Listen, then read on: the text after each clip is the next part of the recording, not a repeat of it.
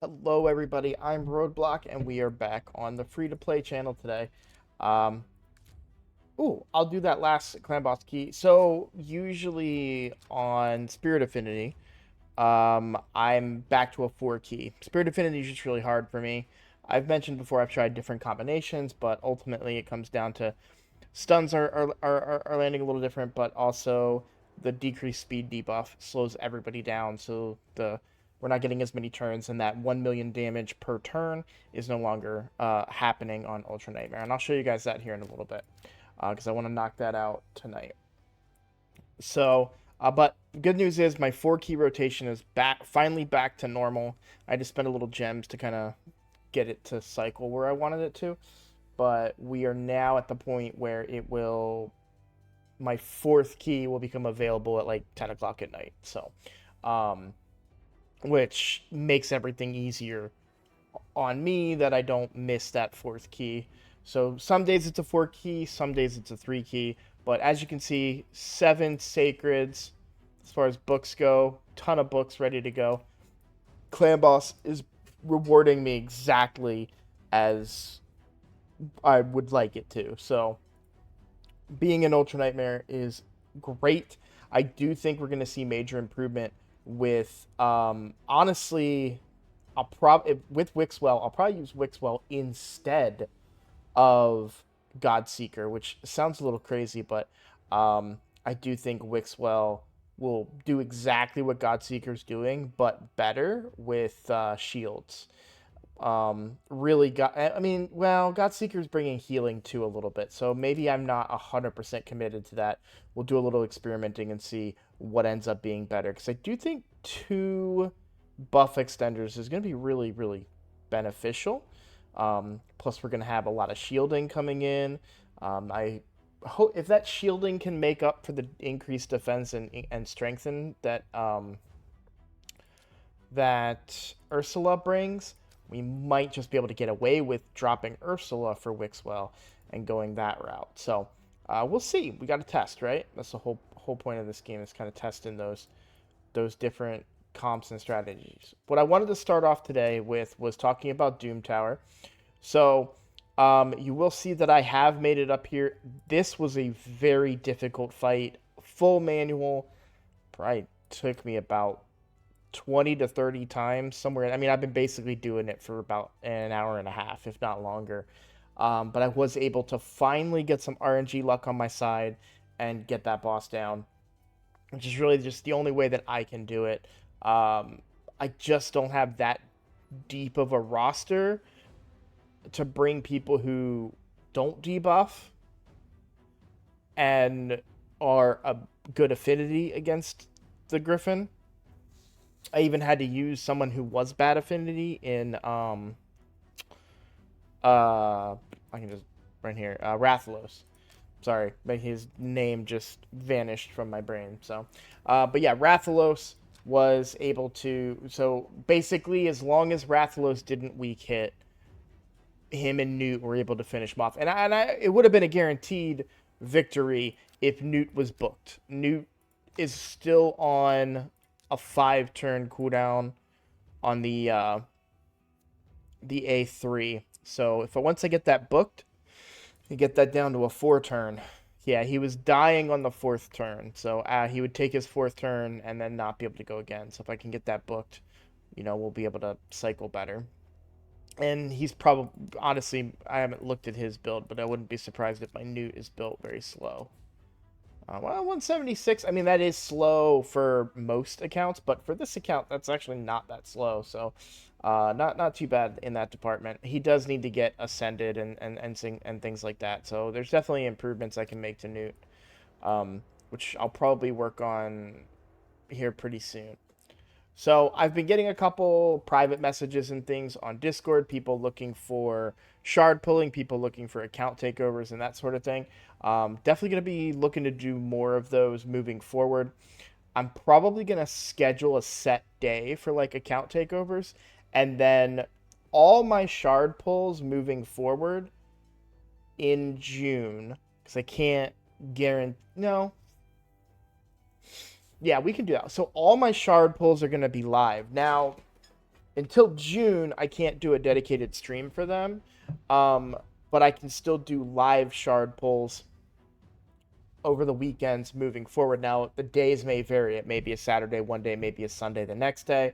I'm not going to commit to a specific day for shard pulls. But moving forward, I will do all my shard pulls live, and then I will absolutely pull shards of any of the viewers that want me to pull their shards. I'm gonna have to be very careful, obviously, to protect people's information and stuff. But I'm on board with that if you guys are, and we will. Sorry for moving the camera, but we'll get that figured out. So I'm looking forward to doing more shard pulls, but account takeovers are going to be on a set day starting in June. I'm still kind of toying around with the days. I got to be careful. I don't want it to be like Tuesdays and Wednesdays kind of have to be off limit for Clan v Clan, right? But there's Thursdays, Mondays, Fridays, probably not. Well, maybe during the day. Yeah, there's a lot of different days and time frames that I can work with, and I am building out a schedule to try and improve some of the things that I'm doing. So for the channel. But what I did want to talk about, I know we have some cool stuff coming up, right? So in the news, we have an awakening boost starting tomorrow.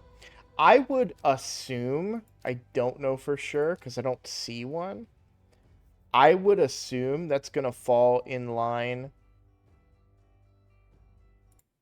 with some type of tournament. Is there?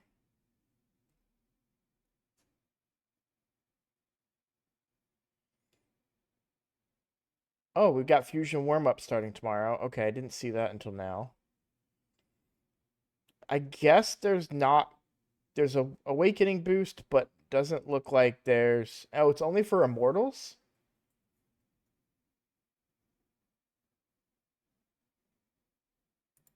Interesting.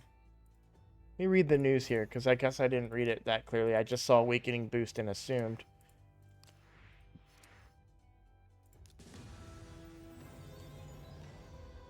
From immortal soulstones. I don't think I'm gonna pull during this unless there's a tournament that's coinciding with an awakening boost. This doesn't feel as good. Yes, 5 to 6 star souls are important, but there's also no rank improvement or anything. So I mean, I could get all rare 5 and 6 star souls, and I'm not really looking for that. So apologies for the yawn there, guys. Yeah, I don't think I'm gonna pull during that. I've also gone and done a few things that I've been putting off. I've still continued, and I haven't put the masteries on, but I've continued to farm masteries on Armands. Oh, this is an obvious blessing that I should just pick. We'll go Phantom Touch for now. I can always change it later. I actually really like on her...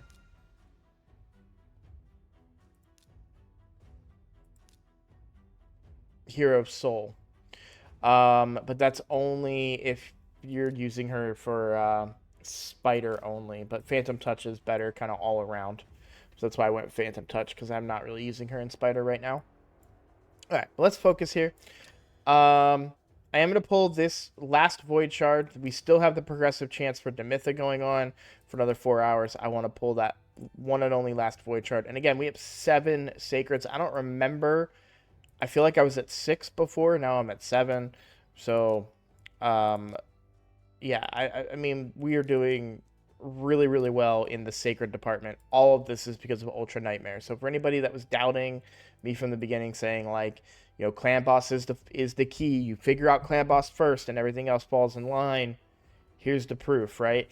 And to be honest, Clan Boss could have been figured out much quicker if this was my only account, if I wasn't so focused on other accounts. I spent probably about 2 hours today doing Hydra, and I even kind of half-assed some of my scores this weekend. So, I think I only ended up with like 800 million, and that's pretty low for me. I'd like to be around 1 billion. So, okay. Well, let's see. What else did I want to talk about? Let's go ahead and pull the shard, and then we'll end on clan boss. So, okay. Last shard. Come on. Let's hope for something good here. I don't usually recommend doing this, guys, but we're a ways away from a 2x, and it's a chance at Demitha, who can really just be the secret. Like, that would completely unlock my account regarding clan boss. So we really are hoping for a Demitha here. So come on, epic. Come on, epic. It's a blue. Okay. And a reliquary tender, of course. Okay. Well, womp womp, but still, you know, I think it was a wise decision to pull there just because of how impactful Demitha is. My account is built very heavily around Demitha, and I have the makings for an unkillable team, which would secure a lot of... I'm trying to find the right word, but if I could build an unkillable team, it would secure the clan boss points, right? It would secure... I wouldn't have this, like, oh, maybe a 3-key, maybe a 4-key type scenario. We would just have clan boss figured out. So that's kind of why I'm looking to find that Demitha, but we didn't get her. That's okay. We'll keep on moving forward and work with what we got and improve the team that we got. And it may get to a point where, you know, we say, oh, well, Demitha kind of useless at this point, because the team can only improve, right? We still have a lot of things that we can improve on that particular team. We're talking ascending art, like gear, enchanting gear. I need to do all of that with Newt still. So yeah, there's a lot of different ways that we can improve the team. I think every member of the team has fully been improved. Maybe not, their gear is not fully enchanted, but they've been improved as far as enchantments go. So we just need to do some upgrading. In fact, let me ascend this and see if we can get lucky enough for some crit damage on here. We did not, but we do have some chaos powder.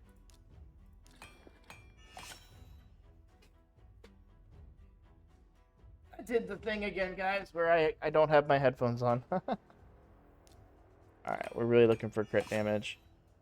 Oh, man. Alright, last reroll, but I think it's worth it here. You know, the odds here are pretty good. There we go. Let's go. Now we can ascend that only to level 2, which is fine. I need to get more progress. And we have the team for it, so we just need to buckle down and grind through. So that's definitely a video for a future time, because getting these amulets and everything enchanted, there's a ton of damage coming out of there that you really want to get. So whether it doesn't matter which of these guys it is, you know, we need to be getting the extra crit damage, getting that extra attack or extra defense wherever we can get it. So and that's going to make a big difference in other areas of the game, like clan boss and so on and so forth. So all right, let's see. I said I was going to end on clan boss. You guys can just kind of see now. I'm not going to micromanage this. I have been a little bit, but I wanted you guys to get to kind of see what's going on. I know that I'm increasing the chances that Geomancer gets stunned against Spirit Affinity by putting him in the lead, but I'm kind of okay with that because it's still working. I've tried it different ways, and I'm not... The result wasn't reflecting him taking the stun less, if that makes sense. So he is going to be the stun target here. That's not ideal, but I wasn't seeing a massive improvement in overall damage. So even with him taking the stun, it's fine.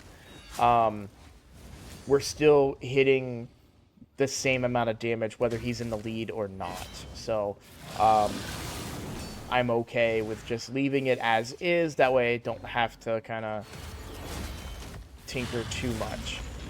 So it's one of those if it ain't broke type situations. Now sometimes what I'll do if I wake up in the morning and I do auto battle, I'm usually getting ready for work or doing whatever, so I'm not micromanaging it. But if it gets to around like the 17 million mark and people are getting pretty low, I'll come in and manual it. And the one reason that I do that is there's this really well, what specifically why I do that is when Ursula dies, usually Godseeker is still alive. So what I'll do is use Godseeker's revive on Ursula. That refreshes her cooldowns, and then she can revive everyone else, which gets me like an extra 2 turns. Because it kind of almost always happens right before a stun turn, and nobody on my team dies to the stun. Unless they're really, really low, which is rare. So that's the one thing I'll do, and that gets me about 4 million extra damage. So maybe I'll get a chance to show you guys that here since we're watching it. I wasn't going to, but I kind of want to show you what I'm talking about. But yeah, doing that and using the revive specifically for Ursula, not only does she revive everybody, but she gives them strengthen and increased defense. And it's just the way things line up, it's usually beneficial for me to do that little micromanaging and increase that damage output from the team.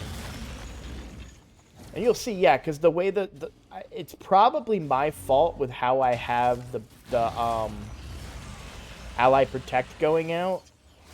I wonder if maybe I stall it by a turn or something. That might change when it's up versus when it's not. I may have to consider that, but I may already be doing that, in fact.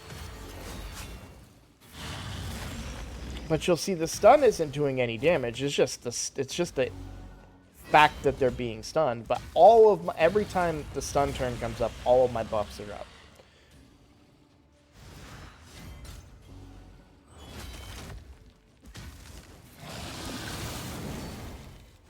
Yeah, but see, there they weren't, right? And obviously the HP burn wasn't up either.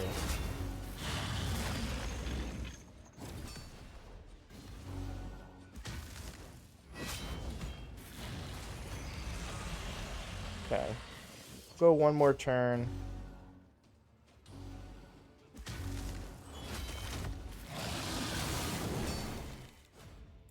Okay. And yeah, this is kind of what I'm saying. So in this case, it would have happened anyways, but I've seen it where you'll see how low these guys are. It's entirely possible that they were dead in that instance. I guess I didn't. I mean, I had to use it there either way. But usually in a situation where everybody's dead, then I revive her. And then I go into manual and revive the whole team. But this time, it wasn't really necessary. So we'll see what happens here. Okay. We've got 2 turns on the revive. We just need to survive here. So maybe we can pull this off. I don't need a lot of damage here, so it's okay if I don't pull it off. And I don't, and that's fine. I didn't really need all that much damage, but it does help sometimes when I do that. In fact, I probably should have, instead of the decreased attack, I probably should have done the increased defense and strengthen, but it is what it is. I just wanted to show you guys the team and everything. It's going strong. I'm very happy with the output of it. So yeah. Just wanted to share that with you guys, and you'll see. Sorry, I didn't mean to go that far back because I wanted to show you guys that still on a very solid 4 key, 86 million. That's extremely solid. And we were at 60. I don't know if I showed you 67 million. We need 70, so we were very, very close. It's just Spirit Affinity, and Spirit Affinity is the hardest affinity. I mean, for even unkillable teams and all of them, like my unkillable team actually has a tendency to fail against Spirit Affinity. I don't know if it'll still fail against Brutal Spirit Affinity, but let's find out, because this is where I have to use my last key tonight. Nah, I went all 50 turns, but you'll see I have an additional, what's the force affinity champion on the team, so that Eris doesn't take the stun. But uh, that's a video for another time. But the team is fine. The team is plenty good for what I need it to be good for. So, okay. I feel like that's probably everything. I can't think of anything else that I really want to go over right now. We do have the fusion prep event coming up. I don't see it. It's not listed yet in the events, but I believe it's starting tomorrow. And then the Path of Light, I wasn't overthinking this. I just got the stuff that I wanted. I'm not going for anybody down here. It probably would have been beneficial for me to go down this route, but obviously summoning champions was a requirement, and that wasn't something that I was willing to commit a lot of resources to right before a fusion. So, and that is pretty much everything I've got. So thank you all for watching. Thank you for the support in the community tab. You guys have voted if you're going for Wixwell. I think I'll talk about that in my next video. And you guys have been commenting on what champions you want to see in the thumbnail for this free-to-play series. So Ursula is the front runner right now, who will probably going to do 4 champions. So Ursula, Geo, so far have been heavily mentioned, and then oh, I guess I could just look. Ursula, Geo, and Deacon have been mentioned the most. So if you have an opinion on who you'd like to see in the thumbnail for this series, let me know. I do think up there is probably Newt. Kale, of course, is a the starter champion, right? Armand's there's an argument made for him, but yeah, I'll probably go with 4 champions, and we'll just kind of add them all in there and or put them all in there and see what I can come up with for a thumbnail. But I'd like to do that rather than just like a random screenshot. So thanks for that. Lastly, if you guys like my content, the best way right now to support the channel is to subscribe. That's going to help get this content out there to more people. So please consider subscribing. And if you like the video or comment on it, that's also going to help spread it out there, get more eyeballs on it. And that is a big, big boost for me. So I would super appreciate that if you guys can help me out. Thank you all for watching. I'll see you in the next video.